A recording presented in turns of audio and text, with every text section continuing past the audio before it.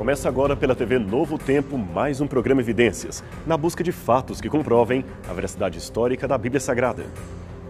No programa de hoje, vamos conversar um pouco sobre uma das mais terríveis páginas da história da humanidade, o Holocausto nazista da Segunda Guerra Mundial. Tudo começou em 1933, quando Hitler é nomeado chanceler da Alemanha com o objetivo de resolver a grave crise política e econômica do país. Em pouco tempo, ele conseguiu empreender sucessivos golpes políticos que lhe deram um controle absoluto sobre a nação alemã.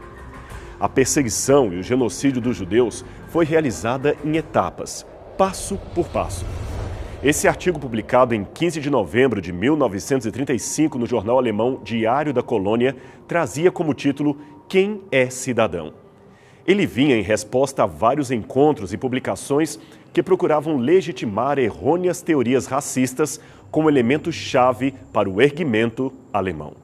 Vários jornais noticiavam o perigo de enfraquecimento do povo devido à mistura de raças. Veja esse gráfico nazista de 1935, explicando os esquemas familiares que determinariam a pureza de sangue de um indivíduo. Na propaganda nazista, os judeus eram caracterizados como vermes. Desenhos infantis mostravam a diferença entre um alemão e um judeu que falavam por si mesmos. Jornais traziam sempre matérias chamando os judeus de monstros da economia. Nas escolas, aí sim que a coisa ficava mais complicada, especialmente na formação da juventude hitlerista e no ensino de crianças. Veja o livro que essa menina lê para os colegas. Preste atenção na capa. Ela diz "O cogumelo venenoso" e traz a caricatura de um judeu identificado com o cogumelo. Agora, veja o contraditório da história. No início do século XX, os judeus da Europa estavam entre os estrangeiros que mais assimilaram a cultura local. Vários judeus lutaram ao lado da Alemanha na Primeira Guerra Mundial. Várias famílias de sangue semita participavam da alta sociedade europeia. E vários jovens tinham o alemão e não o hebraico como a sua primeira língua. Enfim, eram cidadãos europeus, como qualquer outro morando naquela região. Mas alguns políticos e acadêmicos consideravam os judeus gente perigosa. A única disputa entre o Ministério do Interior alemão e o Partido Nacional Socialista dos Trabalhadores Alemães era com relação à exata definição racial de um judeu, ou seja, quantos avós alemães uma criança deveria ter, se fosse nascida na Alemanha, para possuir ou não uma origem semita. Ou ainda, se semita era alguém que tinha sangue judeu ou alguém que praticava o judaísmo, e assim por diante. Seja como for, os judeus ainda eram considerados um povo perigoso para o bem-estar da Alemanha. Então foram tomadas providências para retirar dos judeus a sua cidadania. Em primeiro lugar, foi sugerido um boicote às lojas de judeus. Jovens soldados seguravam cartazes públicos pedindo ao povo que só comprasse de alemães. Comércios eram pichados, ninguém deveria adquirir nada de um comerciante hebreu. E olha que isto começou em 1933, logo que Hitler assumiu a chancelaria, bem antes da promulgação das leis raciais de Nuremberg. Depois proibiram o casamento de judeus com não-judeus, o que não foi, num primeiro momento, atendido. E aí começaram a determinar quem era realmente de raça pura, isto é, ariana, e quem não era. Ora, muitas outras etnias também foram perseguidas, como, por exemplo, os ciganos, os russos, que sofreram perseguição por parte dos nazistas. Bem, em seguida às leis de Nuremberg e ao avanço da Alemanha sobre outros países, campos de concentração foram espalhados por toda a Europa para que se enviassem para lá presos políticos ou inimigos do Estado alemão. Ali, os condenados eram submetidos ao trabalho escravo e muitos morriam de fome, exaustão ou alguma doença. De cara, quando a Alemanha ocupou novos territórios na Europa Oriental, usou unidades paramilitares para matarem, quase de uma só vez, 1 milhão de judeus e adversários políticos durante centenas de fuzilamentos em massa. Em várias cidades como Varsóvia, Budapeste, famílias judias eram obrigadas a deixar as suas casas e morar em guetos fechados por muros, quase sem contato algum com a realidade exterior. Então, depois de 3 anos, essas mesmas famílias eram retiradas dos guetos e levadas em trens de carga para campos de extermínio como Treblinka, Sobibor e o mais temido de todos, Auschwitz.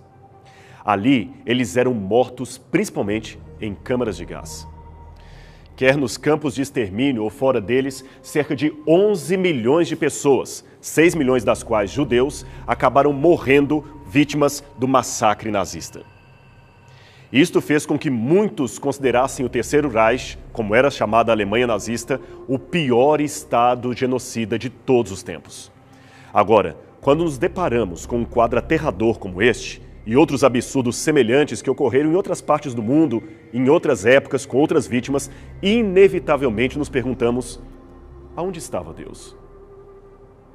Se essa pergunta ainda é feita hoje, imagine naquela época em que as lembranças ainda estavam vivas na mente dos sobreviventes e dos contemporâneos do massacre. E o que é pior, o Holocausto não veio sozinho. Com ele veio a bomba atômica sobre Nagasaki e Hiroshima, a Guerra do Vietnã, ocorrida poucos anos depois, e tudo isto contribuiu para que se perguntasse com muita força: aonde está Deus? Alguns pensadores e teólogos liberais da Europa chegaram a dizer que estávamos vivendo numa época de pós-cristianismo, isto é, sem espaço para o pensamento religioso. Afinal de contas, o cristianismo, que era a maior religião da Europa, se sentia no mínimo envergonhado por não ter se oposto logo cedo a uma monstruosidade daquela, mesmo porque muitos dos oficiais de Hitler eram assumidamente cristãos religiosos e a população, também de maioria cristã, ficou indiferente ao massacre.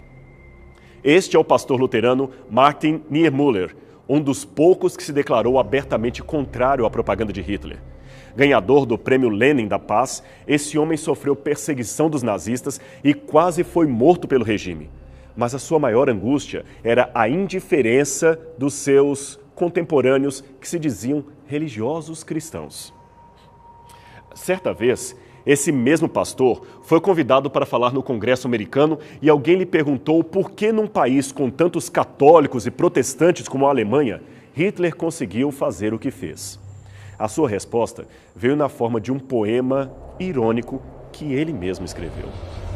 Quando os nazistas levaram os comunistas, eu me calei, porque eu não era comunista. Quando eles levaram os social-democratas, eu me calei, porque eu não era sócio-democrata. Quando eles levaram os sindicalistas, eu não protestei, porque eu não era sindicalista. Quando eles levaram os judeus, eu não protestei, porque eu não era judia. Quando eles me levaram, não havia quem protestasse. Forte, não é mesmo? Será que o mundo estava experimentando o fim da ideia de Deus? O filósofo Robert Nozick afirmou que após o Holocausto pouca coisa sobraria do cristianismo. Ele escreveu: ainda restam os ensinos éticos e o exemplo de vida de Jesus antes de seu fim. Mas a mensagem de salvação do Cristo não tem mais significado. Neste sentido, a era cristã chegou ao seu final. Em 1966, a revista Time publicou esta matéria de capa: Deus está morto? O artigo falava de um movimento, então recém-inaugurado e fruto do pós-guerra, que apregoava uma teologia radical chamada de teologia secular, ou, mais comumente, a teologia da morte de Deus. A ideia dos seguidores deste movimento era criar uma visão de cristianismo que pudesse ser acomodada ao secularismo pós-guerra, especialmente aquele presente na Europa e nos Estados Unidos. 2 famosos teólogos precursores desse movimento foram William Hamilton e Thomas Altizer. Este último, inclusive, chegou a escrever um livro muito vendido com o curioso título de O Evangelho do Ateísmo Cristão. O curioso, no entanto, é que, apesar da lógica que o movimento aparentava trazer, afinal de contas, os ventos pareciam mesmo soprar na direção de uma negação coletiva de Deus, apesar disto, Deus não foi embora. O movimento foi um fracasso. O próprio Altizer admitiu posteriormente: meu grande fracasso foi imaginar que eu poderia escrever de um jeito que afetaria o leitor comum. Mas no final, não consegui me fazer claro, nem mesmo para leitores educados com background em teologia. Alguém chegou a ironizar que 10 anos depois de iniciar o movimento, a teologia da morte de Deus tinha tantos adeptos que, se fizessem um congresso mundial, bastaria alugar uma cabine telefônica e não um auditório. A pergunta legítima que tanto ateus quanto crentes podem fazer neste momento é a seguinte: por que Deus, ou pelo menos a ideia de Deus, não foi embora? Por que a crença da divindade persiste em ficar, apesar de um argumento tão forte como este, de milhões de assassinatos sem nenhuma aparente intervenção divina? Se Deus estava ou não em Auschwitz, eu não sei, disse um fuzileiro certa vez. Mas que ele continua vivo depois disto, isto ele continua. A ideia de Deus foi, de certa forma, outra sobrevivente do Holocausto. E os próprios judeus? O que eles teriam a dizer a esse respeito? Num primeiro momento, tudo levaria a acreditar que os judeus, em grande massa, perderiam sua fé. Afinal de contas, eles foram as principais vítimas do Holocausto.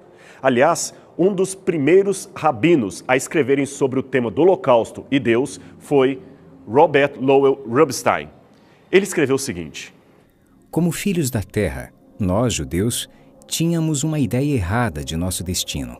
Nós perdemos toda esperança, consolo e ilusão. Um Deus que tolera o sofrimento até mesmo de uma única criança inocente, ou é infinitamente cruel, ou indiferentemente, sem condições de oferecer qualquer esperança. Ora, os teólogos da morte de Deus aplaudiram a posição do rabino Rubinstein, mas duas coisas nos chamam a atenção aqui neste ponto. Primeiro, que o próprio Rubinstein recusou peremptoriamente abraçar o ateísmo ou qualquer negação da existência de Deus. E segundo, ele, embora seja judeu, não passou pelo Holocausto nazista. Ele estava seguro em território americano, onde morou por toda a sua vida. Muitos livros foram publicados a partir dos anos 1970, discutindo o Holocausto e as suas implicações para a crença ou descrença em Deus. Até mesmo o filme Deus no Banco dos Réus foi rodado pela BBC de Londres, imaginando prisioneiros judeus que fazem, num campo de concentração, o julgamento de Deus e o condenam por tê-los abandonado.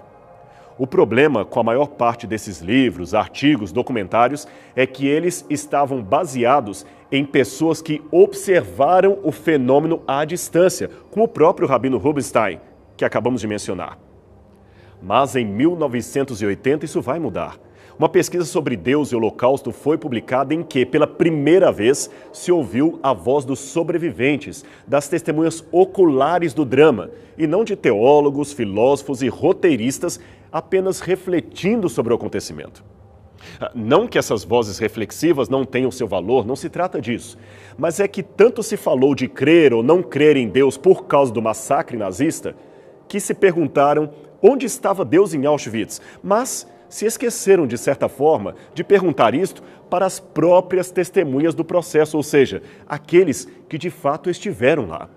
O autor da pesquisa foi outro rabino chamado Rev. Robert Brenner. O seu título, A Fé e a Dúvida dos Sobreviventes do Holocausto. Não se trata de um livro teológico, mas antes, um trabalho estatístico. Aliás, um dos maiores elogios que o autor recebeu em várias resenhas foi justamente o seu rigor em apresentar dados numéricos e não inferências subjetivas. A sua própria opinião pessoal mal aparece. O livro demorou 9 anos para ser concluído e contou com o apoio e assistência do prestigiado Instituto de Pesquisas do Holocausto ligado ao Yad Vashem de Jerusalém. Pois bem, o que a pesquisa revelou foi que, num resumo, 1/3 dos entrevistados, que já eram em grande parte ateus antes do Holocausto, disseram ter perdido a sua fé ou qualquer possibilidade de um dia construí-la. O outro 1/3 disse ter tido a intensidade de fé diminuída, mas não abalada ao ponto de se tornarem descrentes. E o outro 1/3 disseram que a sua fé foi aprofundada e fortificada depois da experiência. Nesses que disseram ter a sua fé diminuída em intensidade, é importante dizer o que isso significa. É que muitos deles mudaram a sua compreensão teológica de um Deus pessoal, patrono, quase exclusivo de Israel, para um Deus diferente do que talvez eles tivessem acreditado até então. Ou seja, um Deus que não teria uma aliança exclusiva com o povo, como eles pensavam desde a infância. Mas, ainda assim, eles continuavam acreditando num Deus autoexistente. Finalmente, nas palavras do próprio autor da pesquisa, em uma entrevista que ele concedeu à jornalista Raquel Bauman, os números indicaram que aquelas pessoas que eram crentes antes do Holocausto geralmente descobriram que a experiência do campo de concentração e sua sobrevivência confirmou suas crenças, ao passo que os que eram céticos acharam que o Holocausto confirmou seu ceticismo.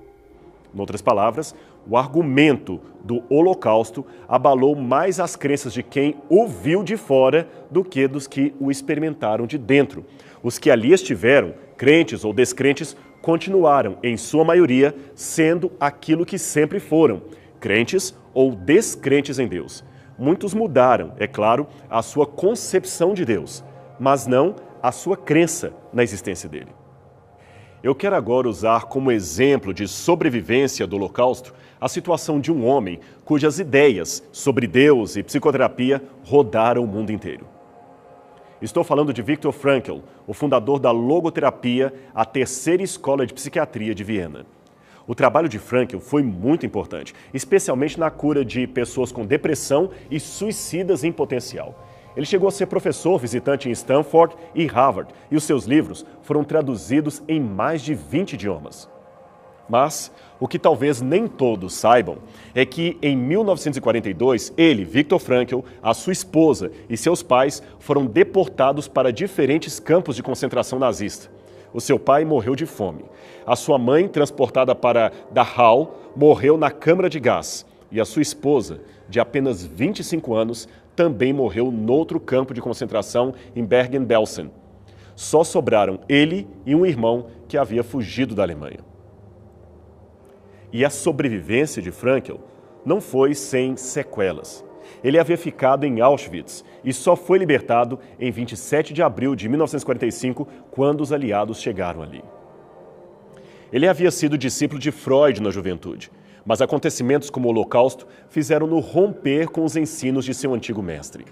Freud, por exemplo, por causa do seu ateísmo, dizia no livro O Futuro de uma Ilusão que a religião é uma compulsiva neurose universal da humanidade. Frankl discordava. Ele viu que no campo de concentração foi a religião que trouxe esperança para muitos e transformou uns tantos em heróis e outros em porcos. Novamente, por não acreditar em Deus, Freud dizia que quando as necessidades básicas são retiradas, todos os homens ficam iguais, se tornam instintivamente animalizados e agressivos contra quem quer que seja, para que a sua satisfação de sobrevivência e afeto seja compensada. Frankl novamente discordava. Ele viu na prática o que Freud imaginou na teoria. Homens e mulheres privados das necessidades mais básicas de um ser humano, e quando isto aconteceu, eles não se tornaram iguais. Pelo contrário, uns, repetindo, se tornaram santos, outros se tornaram porcos. O que então os diferenciou? A resposta? A relação maior ou menor com aquilo que Frankl chamou de o Deus inconsciente. Veja, Viktor Frankl não predica uma ideia estrita de Deus conforme os tratados de teologia, até porque isto não estaria ao alcance de sua pesquisa, mas ele fala muito de uma realidade espiritual ou transcendental que, se for negada, pode sim trazer neuroses ao ser humano. Agora, se por um lado não podemos dizer que a ideia do Deus de Frankl é a mesma dos credos cristãos, também não podemos dizer que Deus é qualquer coisa, não. Um dos seus códigos de ética era respeitar a crença prévia do paciente. Contudo, ele tinha bem claro para si o que era Deus ou qual o tipo de Deus que ele estava falando. Era um Deus pessoal, criador e que deixou um vazio com sua forma em nosso ser. Quando não preenchemos esse vazio, abrimos espaço para doenças da alma. Para Viktor Frankl, esse Deus, que às vezes ele chama de transcendência, para não ofender o espírito dos pacientes e acadêmicos céticos, foi o tema de sua tese doutoral, cuja conclusão foi que o sentido transcendental da vida é espiritual e é algo que está fora de nós. Ele justifica a nossa existência e este mesmo sentido nos traz a paz, mesmo em meio a uma provação tão severa como a do Holocausto. Esse existencialismo de Frankl é diferente daquele existencialismo ateísta de filósofos como Jean-Paul Sartre, que, negando a realidade de Deus, dizia que devemos aprender a nos conformar e tolerar a realidade de falta de significado neste mundo. Frankl dizia que não, que o Logos divino é superior à lógica humana. É ele quem traz sentido à nossa existência. E o Logos divino que Frankl diz, menciona, ou pelo menos lembra muito de perto, aquele Logos mencionado no Evangelho de João, aquele que se fez carne e habitou no meio de nós. Ainda continuando o pensamento de Viktor Frankl, ele dizia, num exemplo, que quando nós negamos falar com essa transcendência, quando nós negamos conversar com Deus, enfim, quando negamos orar, o organismo dá o seu jeito e começa a procurar orações por conta própria. Por exemplo, você já viu que muitas pessoas acabam conversando sozinhas?